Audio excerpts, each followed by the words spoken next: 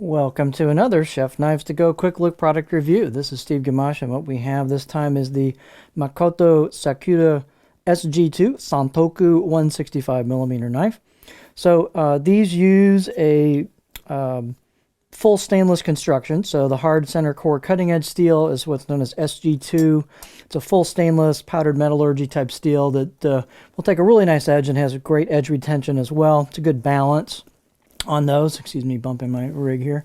The cladding or the heat treat's typically around 62, 63 for that steel. And the way these are made, it's hard to show the cladding line. I'll try to get a close up for you when we get to that point, but it's very faint in person even. So, but these are clad with a soft stainless steel layer on each side that looks like it covers the spine as well.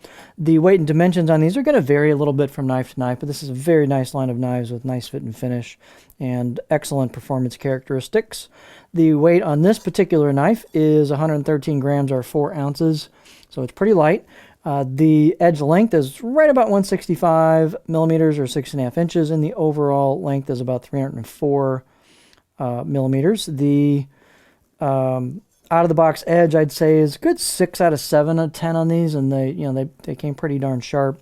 It's a pretty thin blade overall. It just pretty much has a 1.9 millimeter thickness approximately, just all the way down until you get to the grind. And the grind, you can see there's not a defined line on there, but it just starts curving down when you pinch it with your fingers and feel it go down. It just kind of curves down, a very nice gradual curve down towards the edge for the thinning out of the knife. So it's very nicely done. Great kind of low wedging design, and you can see they thin out pretty nicely at the tip. So tips work really well on these. Here is your, I can't almost show you that edge, it's so thin. So look at that. That's pretty doggone thin. Yeah, that's what you call thin, ladies and gentlemen. Almost completely disappears. So this is not going to be a knife to beat up on, but let me tell you, it does go through stuff really well. So you can call that a high performance grind for sure. The blade height on this one's about 46.6 millimeters, and plenty of clearance here. The neck is, reasonable enough. You got a little length here, so it's a great spot to stick your finger in there for a pinch grip, no problem. Handles are cool. They're octagonal, ambidextrous, and they are made out of cherry for the main body and maple for the ferrule. And nice fit and finish on these. They're all going to be a little different. This has some interesting color variations on it and figuring. But cool looking handles. Really nice glue up job where the tang goes into the handle.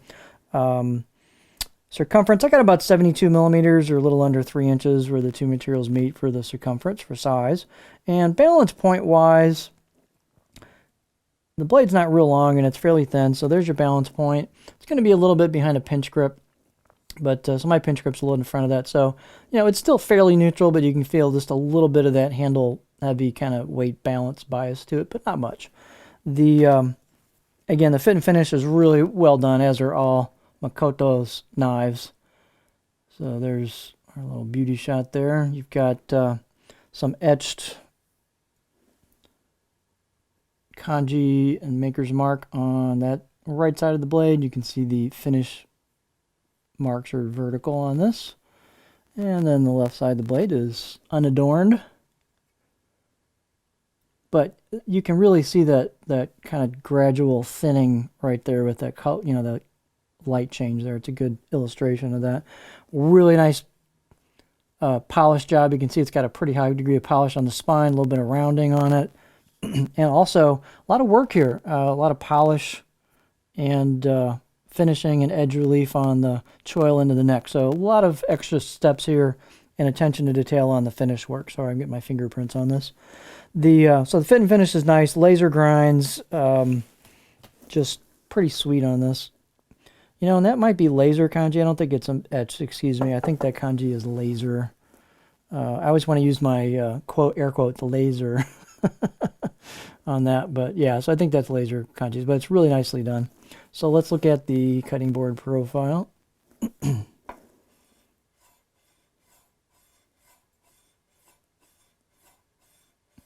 So there's cutting board profile, just good medium average profile for this type of knife. It's got a little bit of belly to it, just not a lot, but flows really nicely on that curve. Extra attention to doing a good job on this here.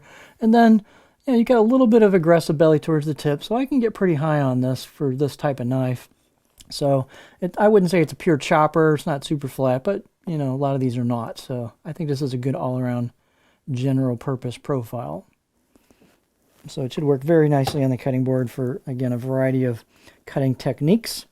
So just a great package. They're sharp out of the box. Fit and finish is excellent. Great performance. Really good grinds. All stainless. It's just a cool package. So this is the Makoto Sakura SG2 Santoku 165mm knife.